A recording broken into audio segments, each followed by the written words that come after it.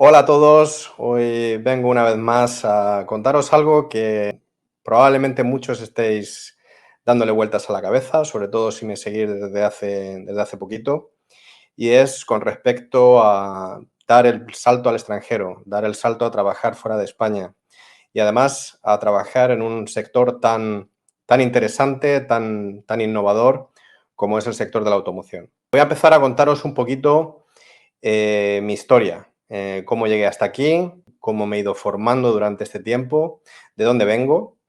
Y después también os quiero compartir pues esos pensamientos que probablemente se os estén pasando por la cabeza, como os decía, que es el de los miedos, ¿verdad? Las barreras que muchas veces nos ponemos nosotros mismos antes de afrontar un desafío, de afrontar un reto o de afrontar un sueño incluso. Y luego, para acabar y para terminar, me gustaría compartiros también una serie de cosas basadas en la experiencia que tienen que ver con este país en el que vivo, en el que llevo viviendo 14 años ya, que es Suecia, que realmente os aconsejo que probéis y que si me seguís siguiendo, tengamos la oportunidad de hacer ese viaje juntos, de llegar a la meta juntos, es lo que va a ser el objetivo de lo que va a ir viniendo en adelante. Bueno, quiero empezar, como os decía, por compartiros un poquito mi viaje profesional. Yo llegué a Suecia en 2010, en octubre de 2010. Quiere decir que pronto va a hacer 14 años. Yo llegué después de haber finalizado mis estudios de ingeniería industrial en Las Palmas de Gran Canaria. Había trabajado, había estado de becario, yo creo que ya todos entendéis a lo que me refiero, durante 2 años en diferentes empresas, que bueno, lo pasé muy bien, pero evidentemente desde el punto de vista económico, pues no era una vía factible. Era una situación difícil para mí cuando terminó mi último contrato de becario y decidí en verano de 2010 dar el salto a Suecia. Realmente llegué aquí, no en octubre llegué a Gotemburgo, pero en julio llegué al sur de Suecia.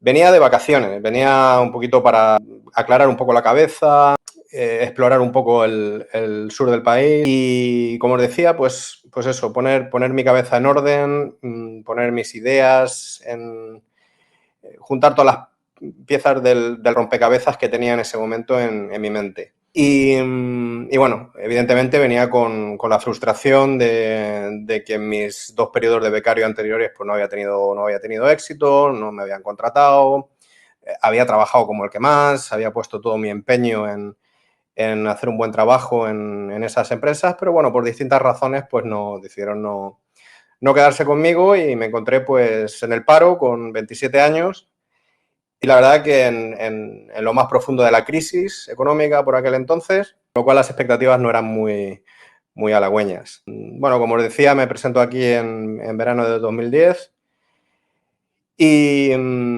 bueno, en un momento determinado dije, tenía unos ahorrillos, no muchos, la verdad, pero tenía unos ahorrillos y pensé, digo, bueno, ¿y qué pasaría si empezara a mandar currículums aquí a empresas grandes, ¿no? Me enteré que había una feria del trabajo en Estocolmo, me presenté allí con mi inglés de andar por casa, hice un montón de currículums, los mandé a todas las empresas, yo creo que había allí, y de repente descubrí que por lo menos me empezaban a llamar, cosa que no pasaba en España, cosa que no pasaba en Las Palmas cuando yo andaba pues buscando trabajo mientras estaba de becario. Y entonces me acuerdo perfectamente, yo tenía el billete comprado para un mes, del 20 de julio al 20 de agosto de 2010. El 20 de agosto yo tenía que volver y allá por el 10, 11 de agosto, al ver que por lo menos me respondían, que por lo menos me llamaban a entrevistas, pensé, bueno, ¿qué pasa si rompo el billete de vuelta y pruebo a ver qué pasa? Entonces, evidentemente fui a esas entrevistas y recuerdo una muy en concreto, no voy a decir el nombre, es una empresa muy grande, es un consorcio sueco-suizo. Me acuerdo que me recorrí 700 kilómetros para ir a la sede de su empresa y después de 6 horas de entrevista, a los 2 días me llamaron y me dijeron que mi inglés no era el adecuado y que por eso no me podían coger. pero que les había gustado mucho pues mi actitud, la formación que tenía, pero que evidentemente era una empresa internacional, multinacional, y necesitaban gente que hablase inglés, perfectamente entendible. Entonces, la decisión que tomo es irme a Gotemburgo. Con el poquito dinero que tenía y que me quedaba, sabía que me quedaba para estar un mes y medio como mucho, más del que ya había planeado. Decido pues arriesgar y alquilarme una habitacioncita y probar en Gotemburgo, que sabía que, bueno, tenía que ser o Estocolmo o Gotemburgo, porque ahí era donde más movimiento había. Pues la primera, evidentemente, en la capital, y en la segunda ciudad de Suecia, que es Gotemburgo. Y empiezo a hacer la misma operación, empiezo a tirar currículums, aquí, allá, no sabía dónde tocar, no sabía qué puertas llamar, no conocía a nadie. Empiezo a hacer cursos de inglés acelerado, me voy a la calle a intentar entrenar mi inglés para que no me pasara lo mismo. Y de repente un día me llaman una empresa de consultoría muy pequeñita, ya no existe, y me llaman y me dicen que tienen ahí un proveedor de Volvo Cars, que bueno, es una empresa grande también, y que querían hacerme una entrevista, puesto que mi perfil les había interesado. Entonces llego a la entrevista y me doy cuenta de que los residentes de esa empresa proveedora eran todos españoles. Y lo curioso de esta entrevista fue que yo soy ingeniero eléctrico, ingeniero industrial especializado en electricidad, y en mi currículum la chica de la consultora, a través de la que iba a esa entrevista, había puesto ingeniero electrónico. Claro, ellos hacían pues el software de las centralitas para Volvo en aquella época y se dedicaban a, pues eso, a software, a modelado, a cosas que yo no había visto en mi vida. Entonces nos damos cuenta enseguida que tanto una parte como la otra que no encajamos, que no voy a tener mucho futuro ahí. Evidentemente yo me revolví como gato panza arriba y yo a todo intentaba decirles que, bueno, no tengo experiencia, pero lo aprendo. No lo sé aún, pero lo aprendo. Entonces, yo viendo la cara de póker que ponían mis compañeros, pues evidentemente durante la entrevista pues mi grado de esperanza iba cada vez disminuyendo más. Hasta que, bueno, al final termina la entrevista, nos damos las gracias y se nos ocurre bajar a la cafetería de la empresa a tomar un café. Y en ese momento a la chica de la consultora la llaman por teléfono y nos quedamos ya, pues, los españoles solos, ¿no? Digamos. Hasta ese momento, evidentemente, habíamos hablado en inglés, yo con el inglés que iba mejorando poquito a poco y no habíamos podido hablar en español. Entonces, cuando nos quedamos ahí, uno de ellos me dice, mira, David, yo, bueno, te habrás dado cuenta que, bueno, tu perfil y tu base no tiene absolutamente nada que ver con lo que nosotros hacemos, pero dentro de la empresa hay otro departamento que se dedica a ingeniería eléctrica en el que tú eventualmente pues podrías encajar mejor, tu perfil tendría más cabida ahí. Así que vamos a intentar ayudarte y vamos a pasar ese currículum o tu currículum a este departamento.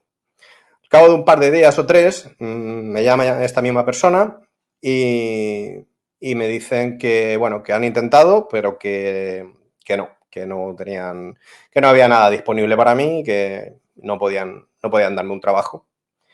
Sin embargo, me dice, de todas formas, David, como tenías tantas ganas de aprender y nos ha gustado mucho tu actitud, nos gustaría ofrecerte, aunque no puedes, evidentemente no te podemos ofrecer un trabajo porque no tienes el perfil, como ya me habían dicho, te vamos a ofrecer, si quieres, unas prácticas de 4 meses en las cuales pues, vas a poder aprender lo que nosotros hacemos y, bueno, por lo menos estás ocupado. No hace falta decir que me tiré de cabeza. Me pagaban en las prácticas esas, al cambio vendrían a ser unas 4.000 coronas, al cambio en aquella época estaba una 10, pues unos 400 euros más o menos. Con esos 400 euros yo me intentaba sobrevivir y intentaba aprender todo lo que estaba en mi mano. Yo estaba maravillado porque había entrado en el mundo Volvo, metido un pie ya y sobre todo estaba aprendiendo, por fin estaba viendo mundo, ¿no? Digamos. Y bueno, fueron 4 meses muy divertidos. Aprendí, bueno, lo que se puede aprender en 4 meses. Después no lo he vuelto a utilizar más, porque justamente después de los 4 meses termina mi periodo de prácticas y el que era mi jefe en la empresa esta, que me dijo que me iba a intentar recomendar al departamento de ingeniería eléctrica, me dice que va a intentar volver a hacer la misma operación y va a ver si hay posibilidad de conseguirme un puesto ahí, ¿no? Pues justamente en ese momento, aparentemente funcionó. Yo tengo la teoría que luego se ha venido a confirmar, que es que ya esta persona actuó como referencia. Me dijo, mira, yo he tenido a David 4 meses y ha funcionado bien, es un chico profesional, aprende y bueno, ahí fue cuando viene en 2011 mi debut en el sector de la automoción, como pongo ahí, en la empresa de Lear Corporation, que es proveedora de un montón de cosas, pero para el sector de la automoción, pero entre otras, pues cableado e instalación eléctrica para Volvo. Ahí paso 2 años fantásticos, maravillosos, como ingeniero de sistemas, ya con mi primer trabajo real, con mi buen sueldo. Puedo permitirme el alquilarme mi piso propio, que hasta entonces, contando mi etapa en España, no había podido acceder a él. Y empiezo a disfrutar de Suecia y de las oportunidades que ofrece. A los 2 años de estrecho contacto con el cliente, que en aquel entonces era Volvo Cars, pues me reclutan, me ofrecen trabajo ahí y paso a ser ingeniero de sistemas en Volvo Cars. También, al muy poco tiempo de estar allí, mi jefe de entonces, uno de los mejores jefes que he tenido, un líder súper influyente, me comenta que está muy contento conmigo y que me quiere ofrecer la posibilidad de ser cluster leader, que se llamaba, en este caso el cluster 60, que vendrían a ser los modelos 60 de Volvo, el S60, el V60 y el XC60 de la época. Entonces, ahí podemos decir que en 2014, pocos meses después de haber empezado en Volvo, ya tengo mi primer puesto de liderazgo. Lidero un equipo de aproximadamente unas 8 o 10 personas que se dedicaban al diseño eléctrico de estos coches, a gestionar también a los proveedores en aquellas épocas, que entre otros eran mi antigua empresa, y continúo trabajando pues en esta posición en la cual pues también disfruté muchísimo y me dieron muchísima confianza y pude aprender un montón y sentar la base para lo que fue 2 años después el salto quizás más importante en aquella época, que fue la de pasar a ser System Project Leader.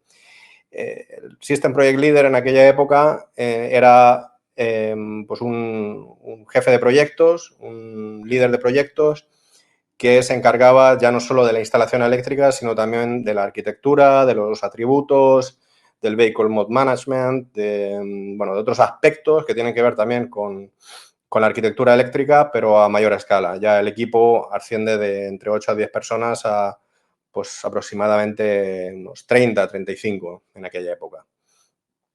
Sigo trabajando con el Cluster 60, también con los proyectos de Autonomous Drive, de conducción autónoma de Volvo en aquella época. Y bueno, en aquella época trabajábamos muy mano a mano con Uber en distintos proyectos. Y pues iba viendo que con el paso del tiempo, y no mucho tiempo, iba viendo que se me ofrecían oportunidades, que se me ofrecían nuevas posibilidades, que se confiaba en mí, que mi trabajo tenía recompensa, que la gente que decidía me veía. Y eso obviamente pues me iba motivando cada vez más y hasta que en 2018 se hace una reorganización bastante grande en toda la empresa y se unifican varios departamentos, se subroga a los proveedores que teníamos en aquella época para hacer todo el diseño in-house y en aquel momento, bueno, empezamos a funcionar con metodologías ágiles y en aquel momento, pues, la sorpresa más grande que me he llevado yo en mi vida profesional es cuando los directores de la unidad en la que se iba a encuadrar este nuevo departamento, este nuevo macro departamento, pues me ofrecen la posibilidad de ser el product manager, de ser el responsable de todo el producto, responsable operativo de todo el producto, que incluiría a, pues eso, 250 personas que acabamos siendo, de 33 nacionalidades distintas y empezando de cero un proyecto nuevo de organización, puesto que, como os decía, era una reorganización que hacíamos a gran escala, de un departamento que eran más o menos antes de la reorganización de unas 30 personas, pues a ser 250 personas porque incluíamos la subrogación de los proveedores que incluía, pues eso, pues aproximadamente pues 180 personas a lo mejor que llegaron nuevas.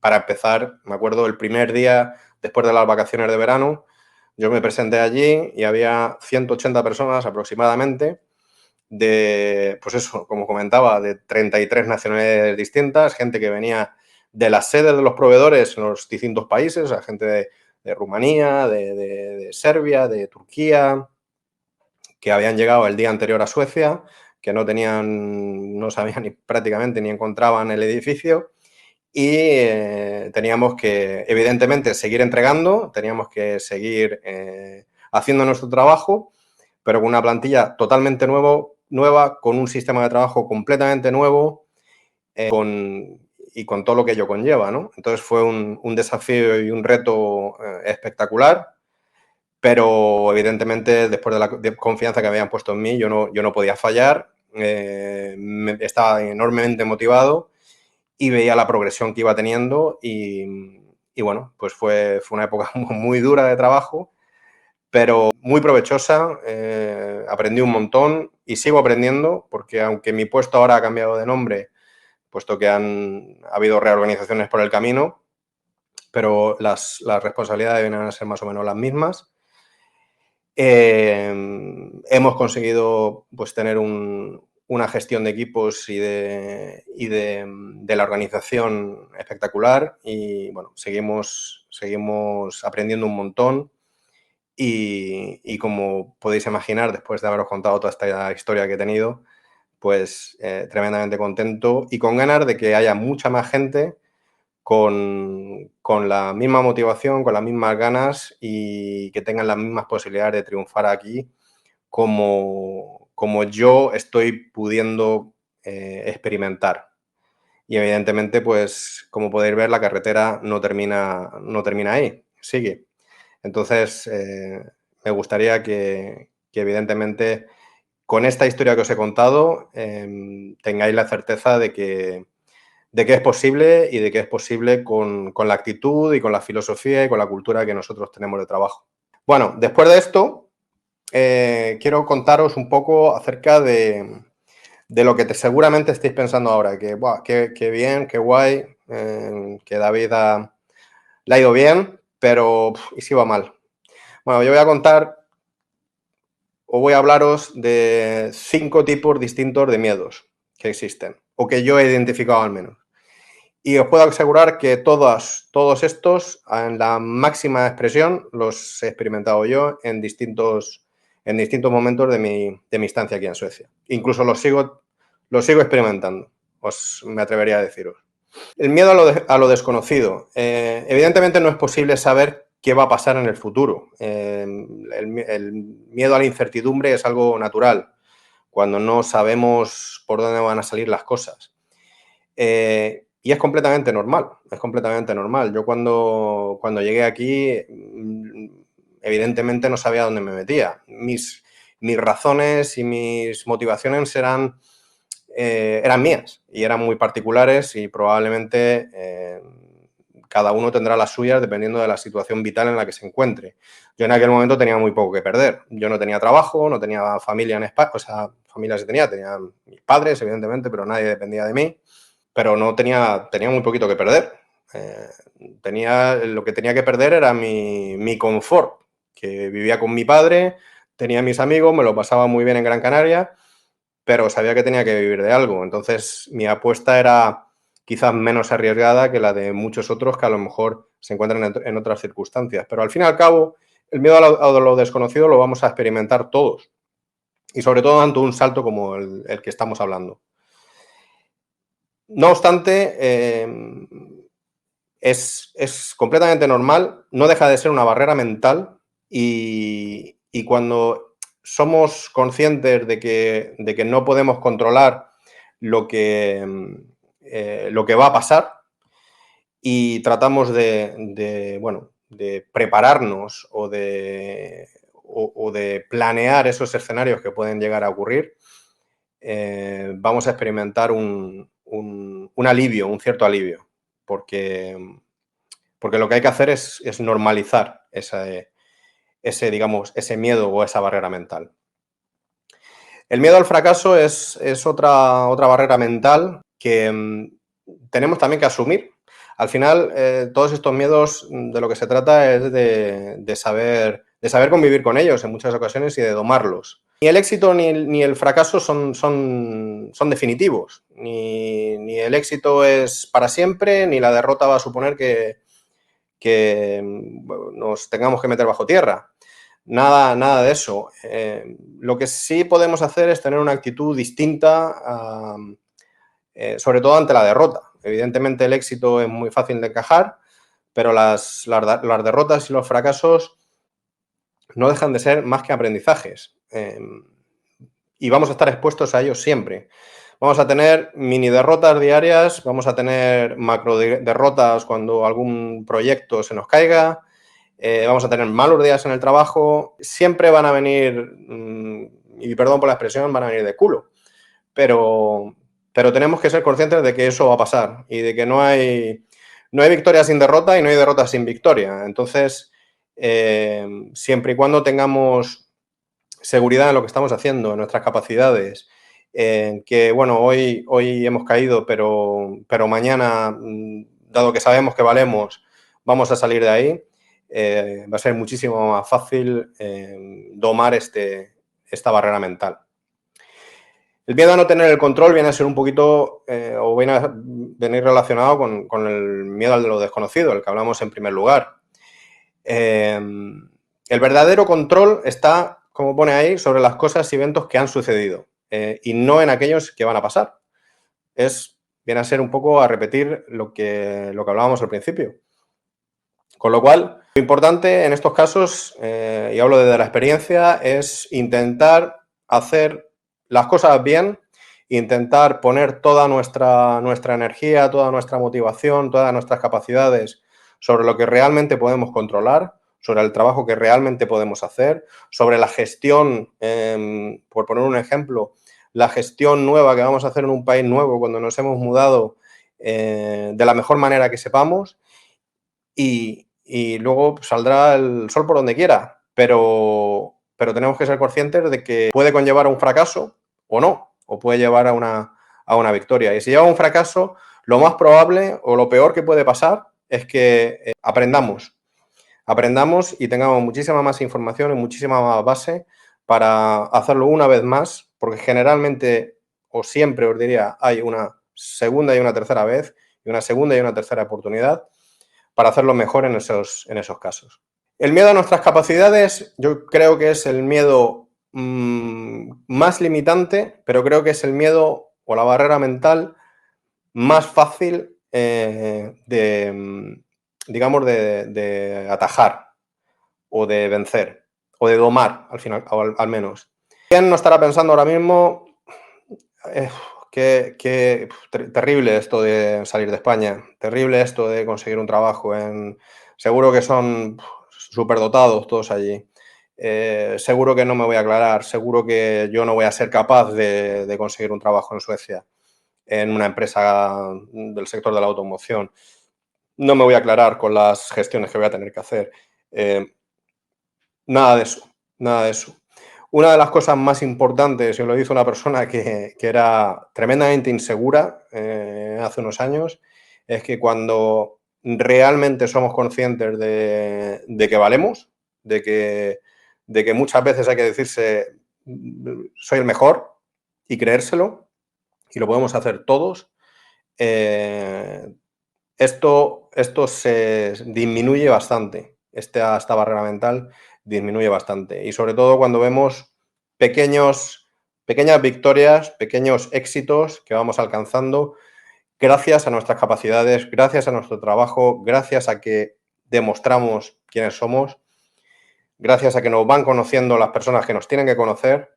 Y en este caso os diría que puede ser el miedo clave a no afrontar un desafío, a no afrontar un reto, pero es relativamente fácil, si nos lo proponemos, el vencer esta barrera o derribar esta barrera mental. Bueno, el miedo a la desilusión. Recuerda que nosotros somos lo que hacemos, que cualquier cosa y circunstancia valga la pena o no, y es así. Como os decía antes, cuando nos lanzamos a algo, no podemos controlar el resultado en la mayoría de los casos. Lo que sí podemos controlar es hacerlo lo mejor que sabemos, poner toda la pasión que tenemos en hacer eso, dar lo máximo de nosotros, pero no podemos controlar el resultado. En un partido de fútbol que se enfrentan dos equipos, los dos seguramente entrenan al 150%. Los dos preparan el partido de la mejor manera que saben, pero luego gana uno solamente o empatan. No pueden ganar los dos. Entonces, ¿qué ocurre?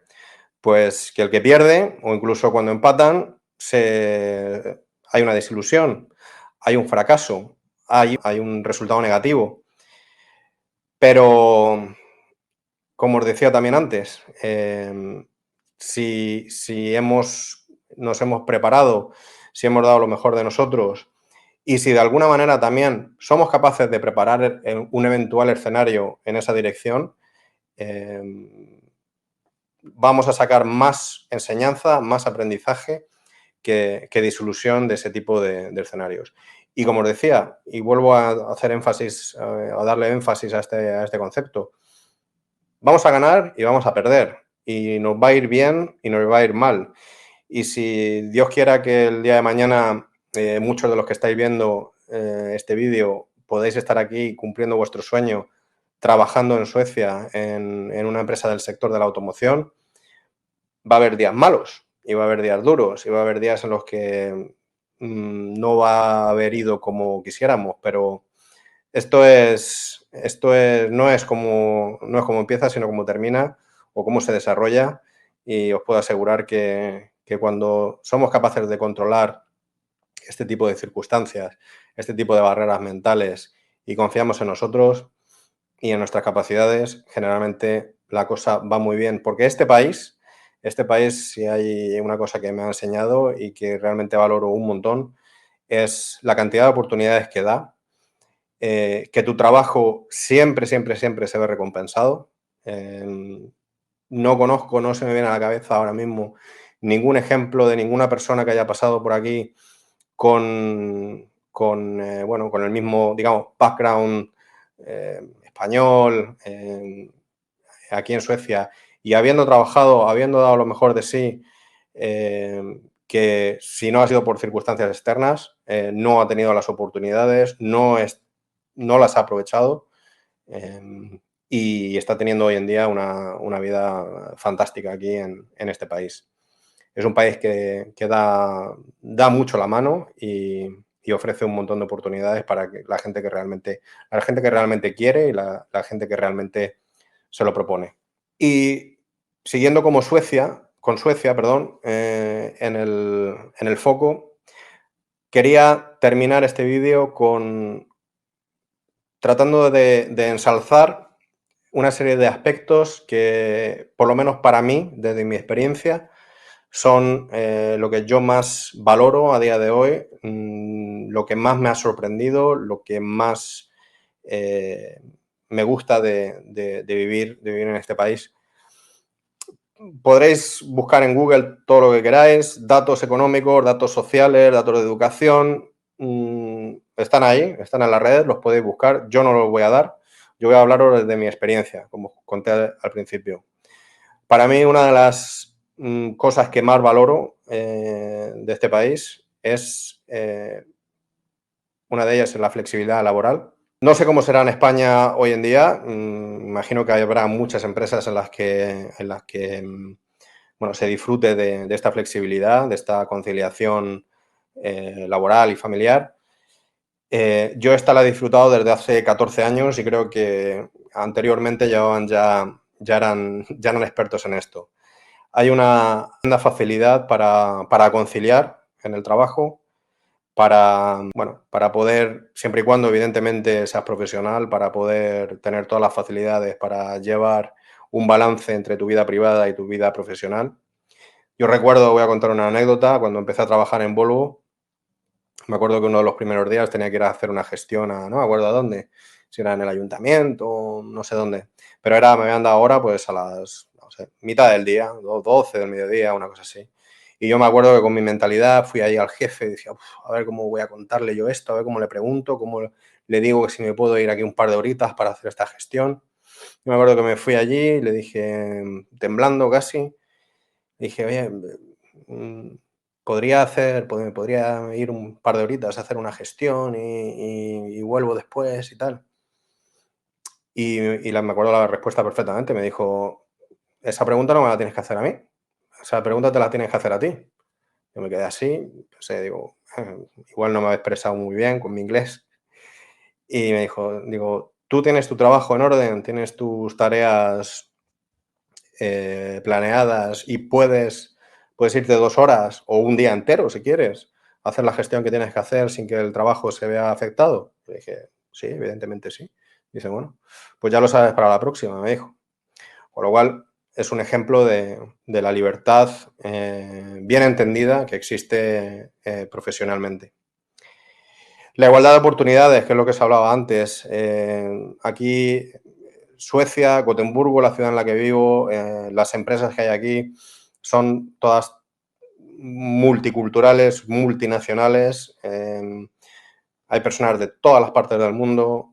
Todo el mundo tiene las mismas oportunidades, las mismas posibilidades de desarrollarse, de tener una carrera profesional de éxito, de desarrollarse en el aspecto técnico, si se quiere, de desarrollarse en el aspecto de management, si se quiere, de estudiar, si se quiere, en mitad de una carrera profesional.